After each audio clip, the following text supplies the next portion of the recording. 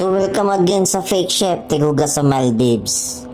Taas naman dito daagdan, episode 8 naman dito. So naghuwat may og speedboat no, padung sa Mali kay mag-open kog account dito. So walang nakukuha dito sa bangko no, kay di man pwede. So naglakaw-lakaw ko ron, mura pa nag-amua sa unay, murag dulho ba. Dari pod, mura pog kulon, daghan kay motor. So palaban ta og Google Map no, kay para di ta masaag, ngita na tagkaon good. Unya mo ni ang giingon. Continue on to Banafsa Magu.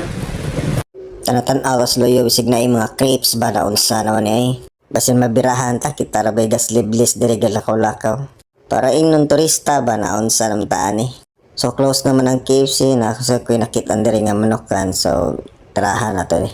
O magkaon ni uli ra pud ta. So buntag na ni. O gyapon ang gipangita gyapon tagkaon. Ya kuyog na to si Boss Norberto. Sus lamiya pang tiradoro na nay. Naabot mi diri sa murabog carbon diri og pasil. Nga nay kananan sa babaw so nindot sa king lami sa king pagkaon diri. Mga labas pong mga tuna diri oh. Murabog pasil. Mo ni nilang park. Sus ay tirador be kay tiradoron to be. So mauli na ta kay maligo na ta. So nangaon mi diri.